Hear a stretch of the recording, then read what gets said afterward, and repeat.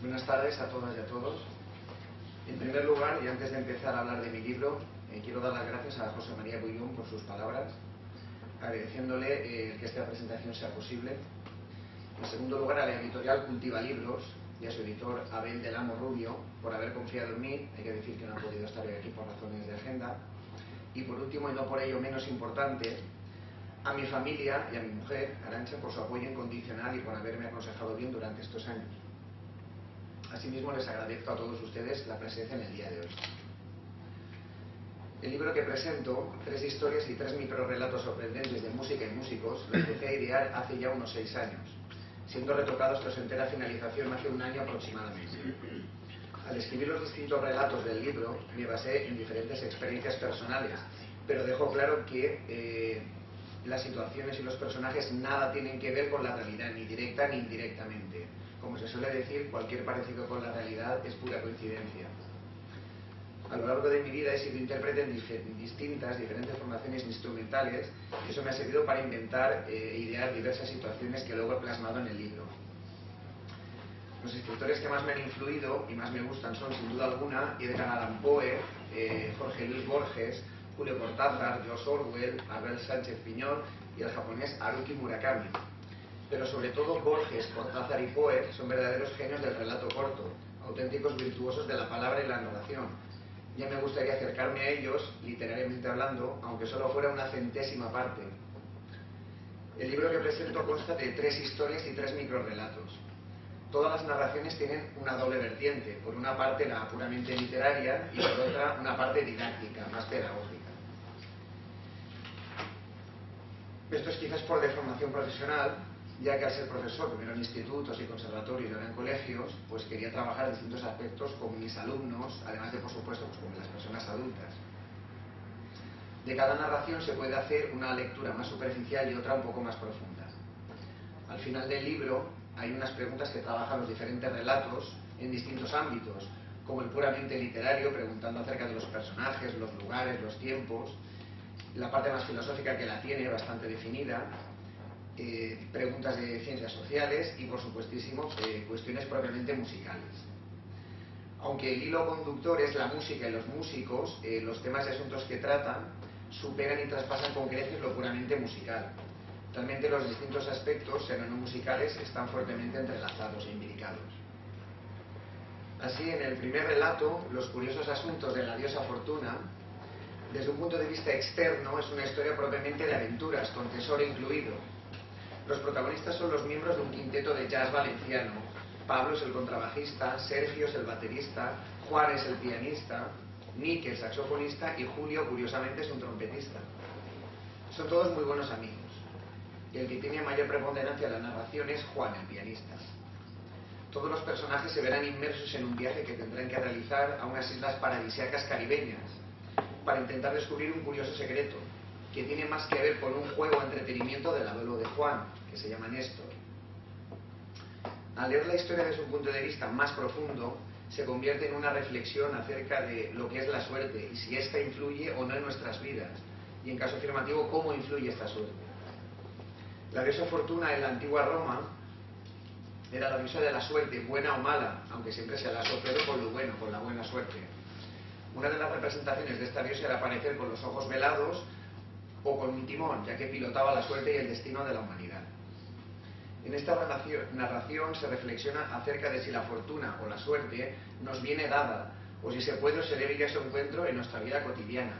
En definitiva, si somos nosotros los que controlamos nuestros destinos, si el destino nos controla a nosotros, pues es una combinación de ambas cosas a la vez en distintas proporciones. En Los curiosos asuntos de la diosa Fortuna hago un pequeño homenaje a la música de jazz y a algunos de sus grandes intérpretes y compositores, como Dizzy Gillespie, con la campana de su trompeta doblada hacia arriba, hinchando enormemente los mofletes, Clifford Brown, Charlie Parker, Fats Navarro, Tadd Dameron, todos ellos admirados por mí. La segunda de las historias, François, un director engañoso, vista superficialmente, es un relato con tintes de intriga y suspense, pero profundizando un poco se reflexiona sobre lo que algunas personas estarían dispuestas a hacer para conseguir beneficios económicos o de otro tipo cuando las circunstancias vitales son desfavorables. En esta narración se hace un homenaje a las bandas de música, tan numerosas e importantes dentro de la comunidad valenciana, y a todo lo que rodea a estas formaciones bandísticas.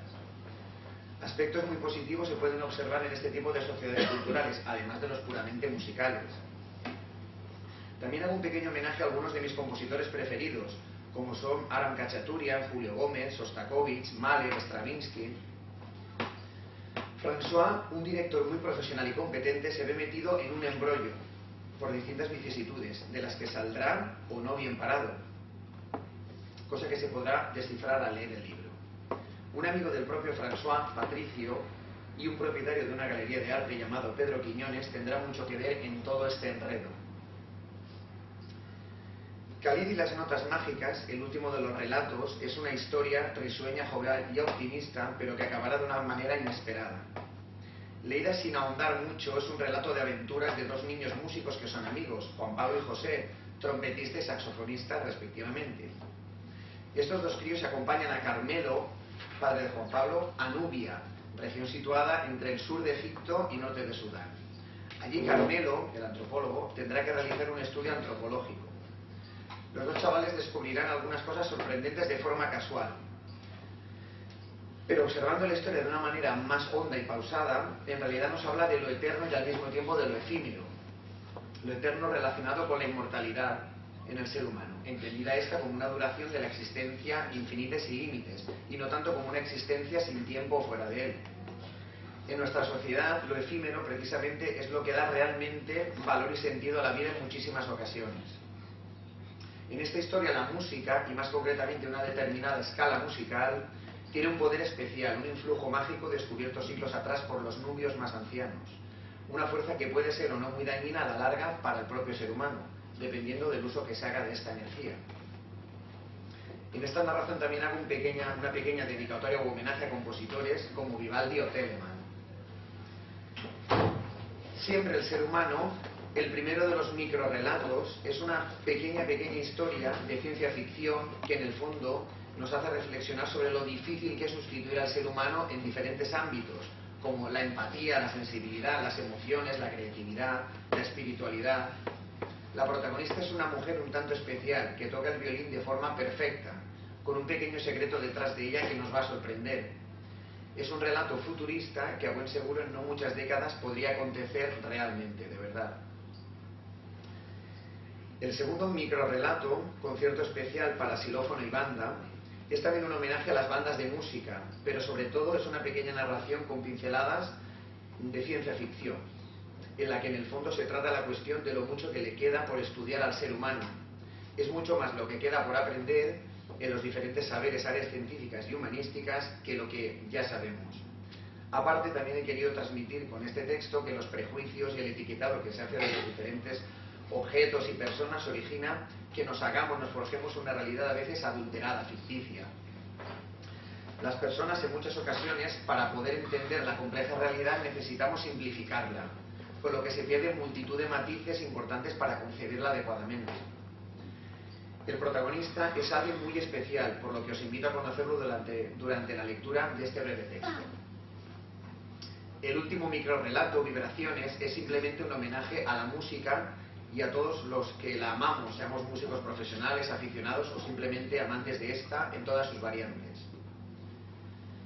Hay que decir que el libro ya se está utilizando en varios centros educativos, dentro de las asignaturas de lengua y literatura española y también en la asignatura de música. Próximamente también se realizará otra presentación, pero con alumnos de secundaria, de bachillerato, ESO, y también para los más mayores de la primaria, del tercer ciclo. Les agradezco a todos su presencia hoy aquí. Si lo creen oportuno y conveniente, pues pueden comprar el libro por un módico precio. Como he dicho al principio, vuelvo a agradecer el que todo esto haya sido posible a José María Bullón, gerente director de la Casa de la Cultura de Almusafes, al que le doy enormemente las gracias, a mi editor Abel del Amo Rubio por la confianza depositada en mí, a mi familia y a mi mujer, Arantxa, por sus sabios consejos y su apoyo incondicional en la elaboración de mi primer libro. Seguidamente, si alguien quiere comprarlo, se lo dedicaré muy gustosamente. Después, ahora enseguida en unos minutos, podremos tomar el Colamis que tenemos preparado aquí en la sala contigua. Gracias a todos y a todas, y nada, Hasta la próxima presentación. Gracias.